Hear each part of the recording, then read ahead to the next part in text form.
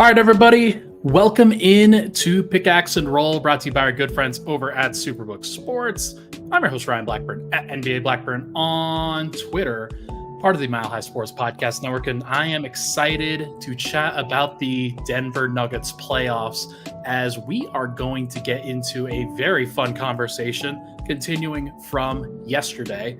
I'm not as sunburned as it may look. The white balance on this shirt is very off. But we're having a good time over here. Chatting about the Nuggets, chatting about the playoffs, and you know, if you listen to yesterday's episode, what this is going to be about, because we chatted about the regular season. We chatted about the Denver Nuggets in the regular season, what they did, what sort of happened from this Nuggets group, and kind of the hidden moments that people sort of forgot about. So this entire week, I am going to be chatting about last year's moments, different moments from the previous season, just so that everybody can feel like, hey, we enjoyed that championship run. That was an awesome run. There's no doubt about it. And it's important, at least in my opinion, to be able to relive that before turning the page. And this is why I've wanted to do this one for this series for right up until Media Day, which is this next week. On October 2nd. You're listening to this on September 26th, or if you're listening to this soon after, we're about to turn the page into the 2023-24 season. But for now, we are going to chat about what happened previously, relive those times, enjoy them, and that should be a lot of fun. So JF says, thanks for doing these, getting so psyched for the season. Really appreciate you, my guy. And Rob says, what up, y'all? Made it live for a change. Now you're in trouble. Thank you, Rob. I appreciate you, man. This is fun. I always enjoy doing these. And I think that these particular episodes are pretty fun. Did some prep for this one, as I did for this last one. So we're going to go through in the first segment. We're going to talk about games 1 and 2 of the first round of the playoffs. Second segment, we'll talk about games 3 and 4. And then the last segment, we will talk about game 5, the clincher, as well as what we learned from this particular series. Because I know it's been a while, but it's a good time to remember the Denver Nuggets championship run, and we should absolutely take that time because you never know what's going to happen in the future seasons. So let's take the time now, let's enjoy it, and we can revisit the best moments of the 2023 Denver Nuggets playoff run. So without further ado, let's talk about game 1. This was an interesting one, and going back through and watching the highlights, watching different clips, things that happened from that game, I remember heading into those playoffs that Denver wasn't on the best run. They were a popular pick. I remember very clearly, few select people in the media decided that they were going to pick Minnesota to upset based off of the way that Minnesota finished the season versus off the way that Denver finished the season, which was not good. And the idea of a switch needing to be flipped was brought up ad nauseum. The Nuggets needed a switch to be flipped. And I was very curious as to what would happen in this particular series because you just never know until you actually get to it. I suspected that Denver was still going to win. I suspected that they were going to win the title, but I didn't know. So this was a nice reminder game. This one was an important one. Game 1 of the playoffs versus the Minnesota Timberwolves, a feisty team that hadn't had Karl-Anthony Towns for much of the year. They had weird chemistry things, given that they're playing 2 centers at the same time in a lot of these lineups. They had Naz Reid and Jaden McDaniels go down right before the playoffs. And I think I should mention that to Nuggets fans. You're not going to like it, but I think Minnesota gets another game, maybe even 2, off of Denver in the series if they have those guys, because just having a 6'9" Jaden McDaniels who could be a wing pest, somebody who could defend Jamal Murray at a reasonable clip, that would have been super helpful. And then having Naz Reid to just rotate in for one of Towns or Gobert on the occasional possession, especially with the bench, that probably would have been helpful.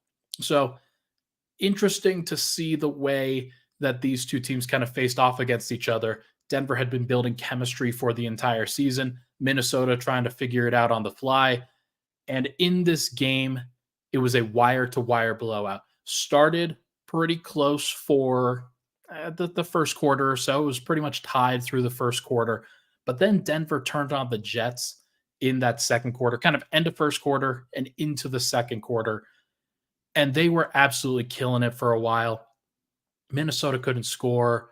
And one of the big storylines in this game was especially in the second half when Denver allowed just 36 points.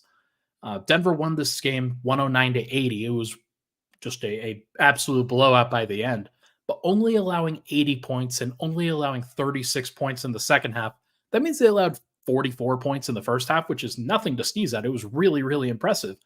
But the kicker was 14 points allowed in the third quarter. Denver's defense came to play, and Karl-Anthony Towns could not figure out how to post up Aaron Gordon or Jeff Green, got the ball stripped multiple times. He had 11 points on 15 shots. It was just one of those games that it was clear that the level of intensity and attention to detail and focus was turned up for one of the teams, and the other team just wasn't ready. Like Minnesota was not ready for that level of intensity.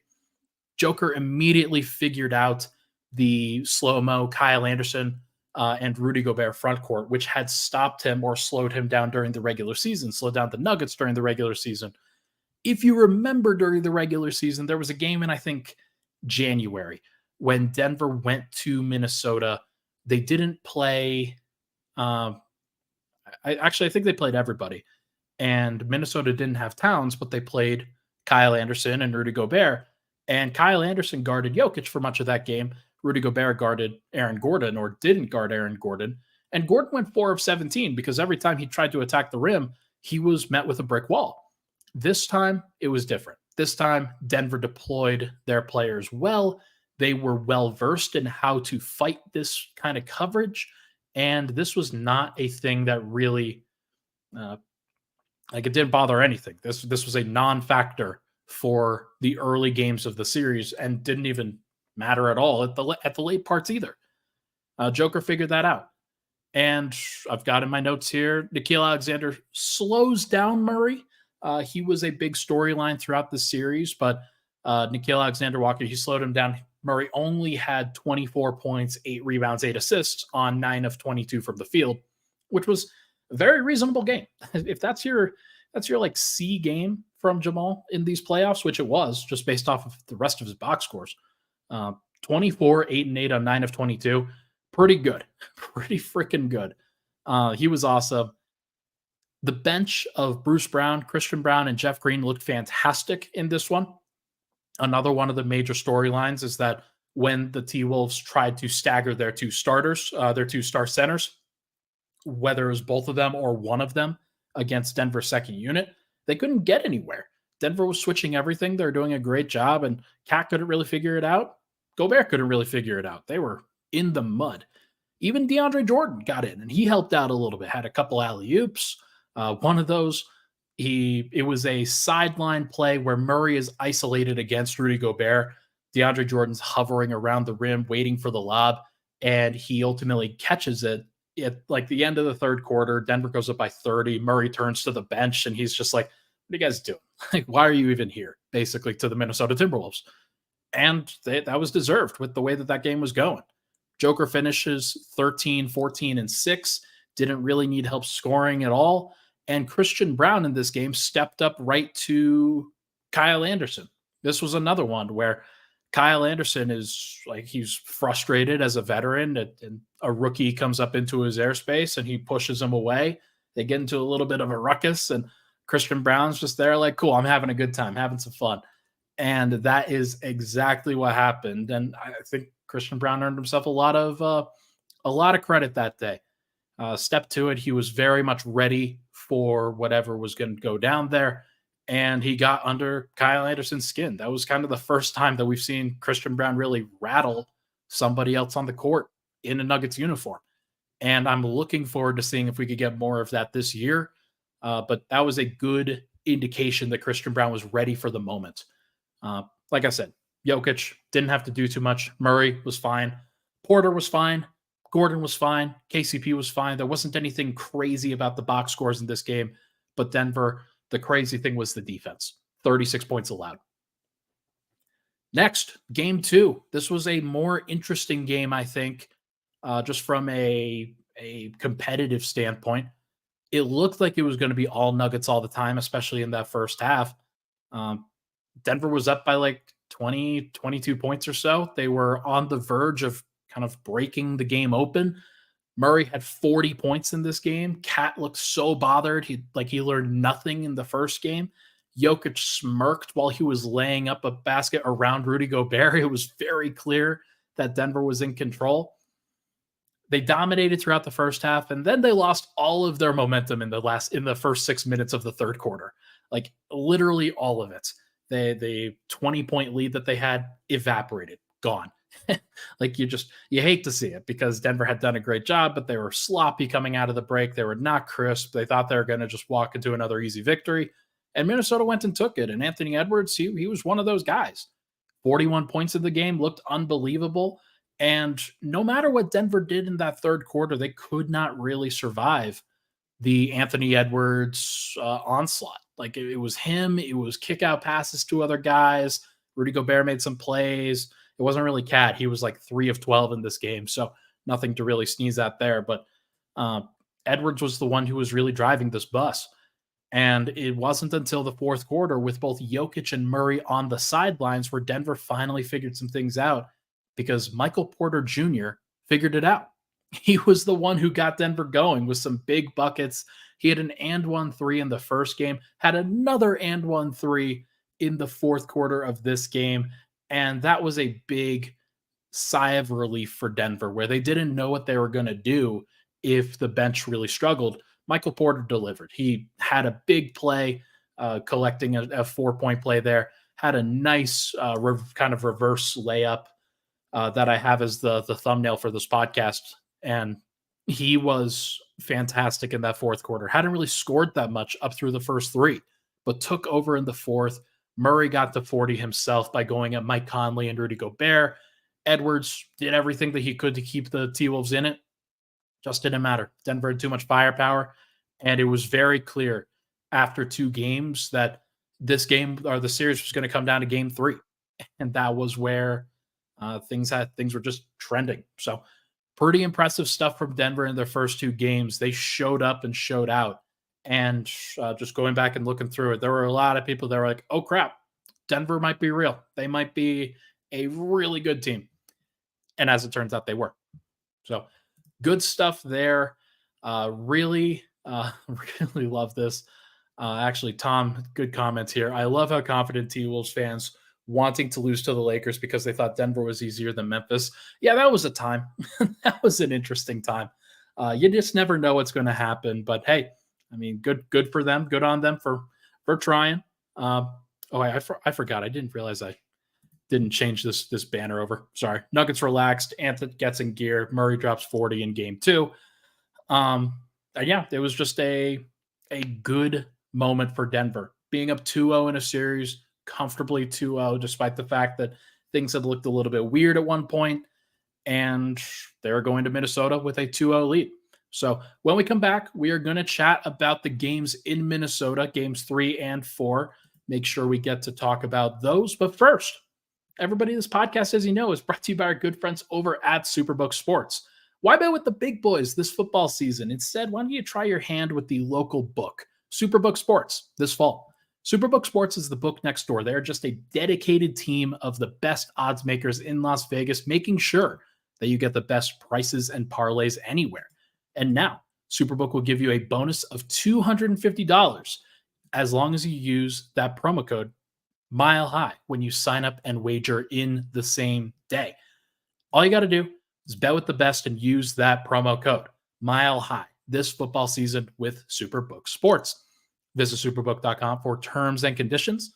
Gambling problem, call 1-800-522-4700. We'll be right back on Pickaxe and Roll.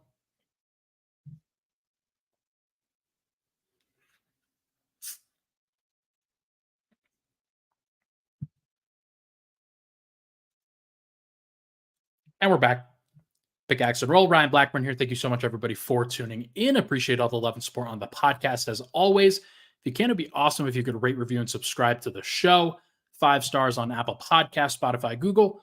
Or if you could like and subscribe on YouTube, that would be awesome too. Leave a comment down below. What game was your favorite from this series? There are some candidates. I don't think that these were the best games of the playoffs for Denver, but I do think that they were good games and they absolutely deserve some credit. So comment down below what game was your favorite. All right, game 3. Can we make this a short series? Absolutely. This was one where not a lot of people knew how Denver would respond to the possibility of going on the road, seeing whether they could take care of business. I mean, I know, like you guys, I thought that Denver would probably split the series, or they would probably split the games in Minnesota and then come back and win the series in 5 games. That was my expectation for this series. It was either that or Denver in 6. As it turns out, Denver, they made this easier on themselves by getting game 3. Denver won this one 120-111, and they were lucky. I was lucky to be in this building for this one. This was an insane, great atmosphere. I loved the environment in the Minnesota Target Center. That was great. The story of this one, at least early on, Cat was starting to figure some things out. Anthony Edwards was getting hot. Rudy Gobert was making plays, and you just started to see Minnesota play with some of that confidence that you're expecting them to play with at home. And it was great, except they couldn't really stop Denver. And Denver was doing everything that they needed to in order to keep the T-Wolves at bay. Everyone played well for Denver. There was not a guy on Denver's team in Denver's rotation that played badly offensively. Now, there are guys that played badly defensively. I don't think that Jokić was particularly great defensively in this series. I don't think he needed to be. But Jokić and Murray, they both orchestrated. They were very, very good in this one. But it was actually Michael Porter Jr. who led the way with 25. He was great scoring the basketball and made every shot that Denver needed him to make, whether they were off the dribble, whether they were spot ups. The clutch shots that he made were very, very important. And the bench lineups were good again. That's another story of this series, that 3 straight games, Denver had good production and good effectiveness from their bench lineups. You don't always need a perfect bench, but you need a lineup that isn't going to hemorrhage points like it did for Denver in the regular season. And it was cool to see Denver have that with Bruce Brown, Jamal Murray staggering, Aaron Gordon staggering, Christian Brown, and Jeff Green. And that was the lineup for the most part. Sometimes you had Michael Porter in there, sometimes you had KCP in there, but most of the time it was that group. And it was great. And throughout this game, even like basically going from the second quarter on or so, Denver was permanently up like 6 to 12 points. There were times where it went on either side of that, but for the most part, Denver was comfortably ahead. And by the 6-minute mark or so of the fourth quarter, I remember this feeling distinctly. Nobody in the building thought that they would win. Nobody in the building thought that Minnesota was going to pull that out, because every time Minnesota went on a run, they would either follow it up with a turnover or Denver would capitalize and they would have an easy run up for a 3 or a layup, or Denver would just execute and they would make a play. And that's all it really took. Denver, they made it work, and clutch baskets by MPJ, but also even Christian Brown in the fourth quarter. Those guys were great, especially in transition. So gotta love it. That was a very, very important part of the series. Maybe the most straightforward part of the series out of all the games, but it was an important piece because you go, instead of going up 2-1, you go up 3-0. And I remember like there was zero hope in the Minnesota crowd by that point. Like, and especially going into game 4, there was zero hope. But Denver getting that game 3, as opposed to losing it and then giving life to the opposing team, this was a big, big deal in keeping this to be a short series. And I do think that that helped in a championship run. Game 4. This is the next one. T-Wolves, they avoid the sweep. Denver nearly found a way to win at the end. But the story of this one was sloppy on both ends of the floor. The energy was very weird in that building. Minnesota ultimately won 114-108 in overtime. But I remember this very distinctly. Denver fought through it, and they had some great moments. Murray wasn't great. Murray was bothered by Nickeil Alexander-Walker's full court pressure.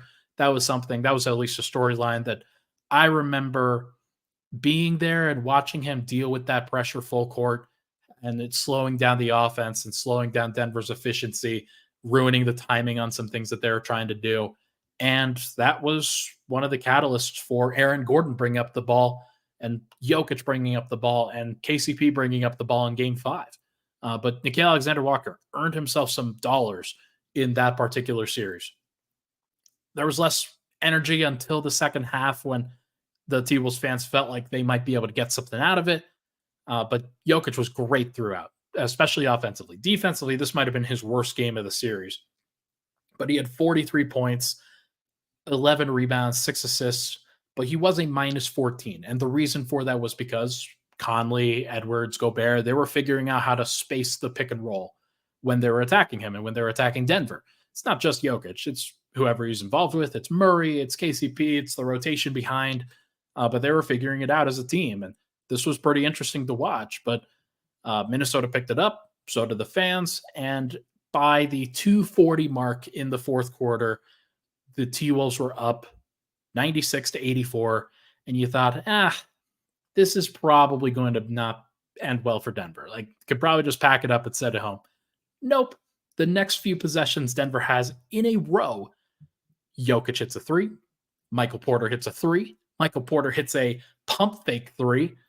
Jokić isolates and fades for 2 against Karl-Anthony Towns. That's 11 points if you're counting, an 11-0 run. And Denver is down 96-95 with like 40 seconds to go. They get a turnover and then go down the other end of the floor. Jokić gets fouled, has an opportunity to win the game at the line, and goes 1 of 2. In a epic, especially offensive performance from Joker, in a game that Denver had zero business winning. They almost won it. That would have been so freaking cool. But they didn't ultimately win it. Goes to overtime. Mike Conley banks a 3. Back-to-back Nickeil Alexander-Walker 3s. Edwards does his thing. Hits a step-back 3 over Aaron Gordon in overtime. And Minnesota survives. They avoid the sweep. They instead get gentlemen swept. And that's a swept. And that's just kind of how the cookie crumbles sometimes. But it was interesting to watch. Denver nearly earned the first sweep in franchise history, I believe. And had they done that, like, that would have been even better because little did we know it would have preceded another sweep that had happened. But it was kind of nice, actually. You know what? Never mind. I'm glad that this happened the way that it did, because going 4-1 and then leaving the first sweep in NBA history to the Los Angeles Lakers, that's way cooler for the Denver Nuggets fan base and for the franchise.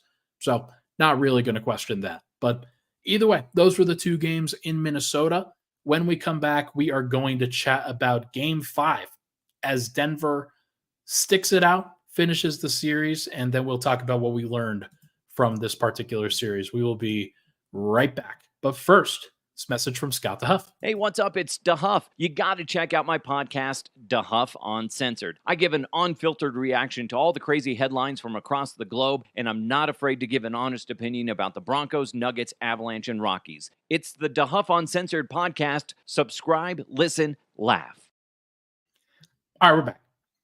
Thank you so much, everybody, for tuning in. We're doing the best moments of the Denver Nuggets playoff run. Final segment here. Let's wrap this one up by talking about Game 5, which was an ugly and inefficient game for pretty much everybody. This was not a fun game to watch. This was a sweater, is what I will call it. Ugly start for Denver. That's the scoreboard at one point read 25-12, I think, for Minnesota. And Denver, like, they just didn't have the energy. They just didn't have the gas, the want to, whatever it was. They did not fare well.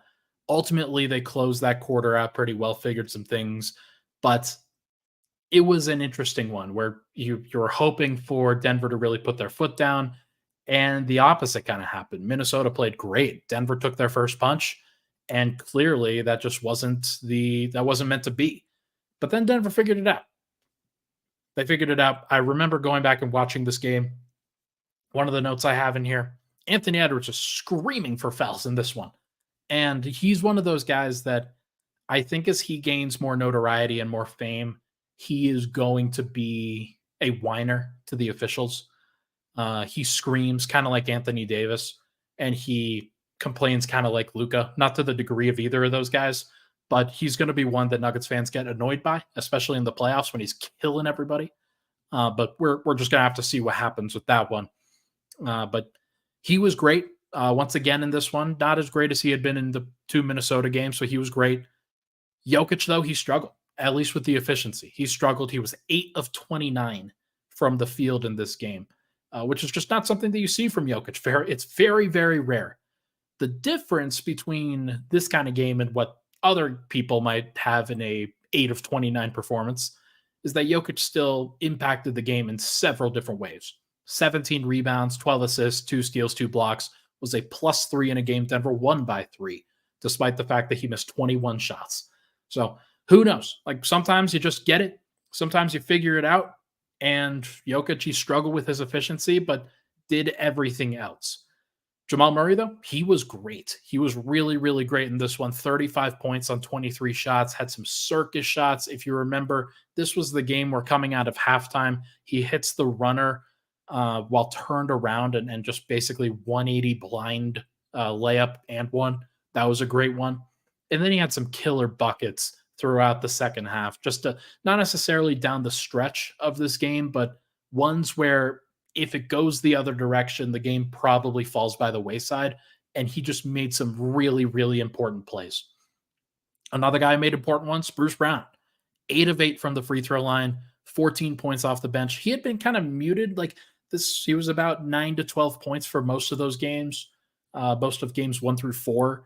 This was the first one where I can really remember him making a massive difference. And he made all 8 of his free throws, especially down the stretch. He was one of the guys that they fouled late, and he had to make his free throws in order to make it work, and he did. It was fantastic. Bruce Brown, gonna miss the dude. He was fantastic for Denver. Karl-Anthony Towns, Anthony Edwards, they really figured some things out by the end. There were like 4 and 1s for Karl-Anthony Towns in this game. But for whatever reason, Jokić was the guy who ultimately fouled out both Rudy Gobert and Karl-Anthony Towns. Neither of them finished the game. They both finished with 6 fouls. And by the end of that matchup, it was just very clear Denver had done everything that they could to Minnesota, and Minnesota had given Denver back its best punch. All 3 of Cat, Gobert, and Anthony Edwards played pretty well in this game, but this was the first time that Mike Conley kind of struggled. So pretty interesting to see the margins for a team like Minnesota. They didn't have another guy that they could really trust off the bench, or just even another starter to really handle the basketball in those moments other than Ant. So that was what really helped Minnesota get out of the hole that they had dug for themselves in games 3 and 4. Or, well, they dug the hole in games 1 and 2 and kind of climbed out of it in games 3 and 4. Really started to figure some things out with Conley, especially, but he did not play well in game 5. Denver took advantage of that, and they won 112-109.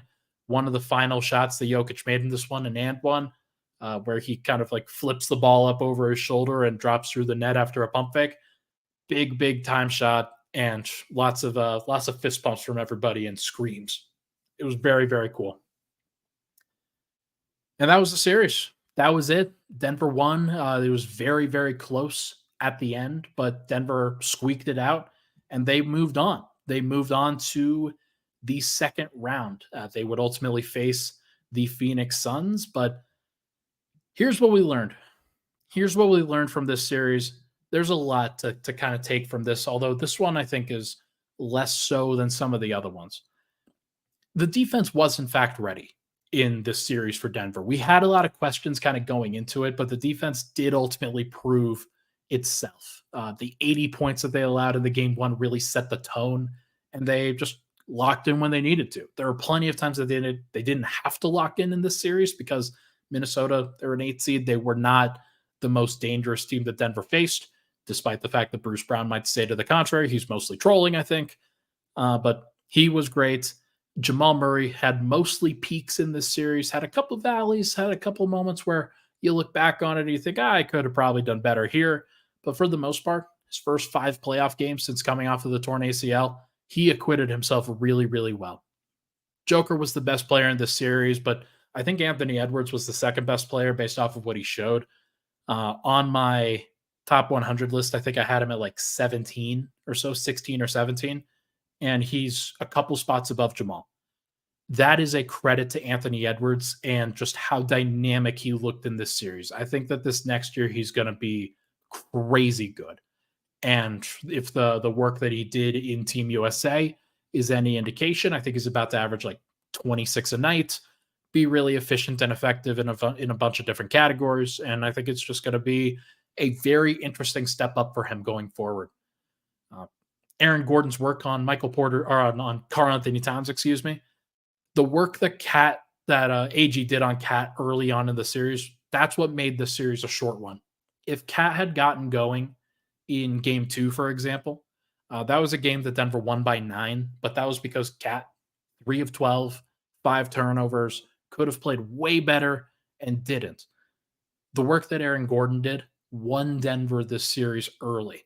And that was a really, really important thing where Denver, they got to operate from a place of advantage. In this series and basically in every series that they played, they were never tied except for going into game 1s, they going into game 3 in Miami, and then going into game 5 against Phoenix. Those were the only times that they were really tied with another team in a series. And this was an important piece of why Denver won the finals in general. So they never had to really try too hard for a comeback. They came back within games, but never really had to come back from down, which they had to do the previous time they were in the bubble. So I think that was a big deal. Michael Porter stepped up in big spurts offensively. The game 2 really steps out. Game 3 really stands out.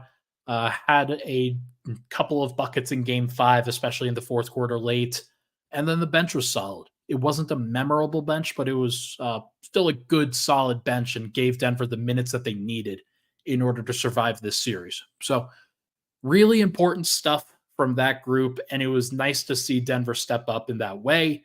I am hopeful that as we continue to do this exercise, we are going to continue to learn about what this Nuggets team can do going forward, not just in this particular year as we relive what happened, but what they will take going forward with them, just kind of what their identity is going to be like, and whether they could recreate their successes or not. That's part of what I'm doing this for. So, folks, I think that's going to do it. I really appreciate everybody for hanging out with me tonight. Thank you so much for tuning into the show, whether you're on YouTube or on the Pickaxe and Roll audio feed. Really appreciate everybody involved there. Hit that like button on the way out. Tomorrow, Wednesday, we'll be talking about the Phoenix Suns. Second round playoff series. Denver won that series 4-2, and there's plenty to chat about in this matchup between Nikola Jokić and Jamal Murray versus Devin Booker and Kevin Durant. Everybody, thank you so much for tuning in. Appreciate all the love and support on the podcast. We'll talk to you guys tomorrow.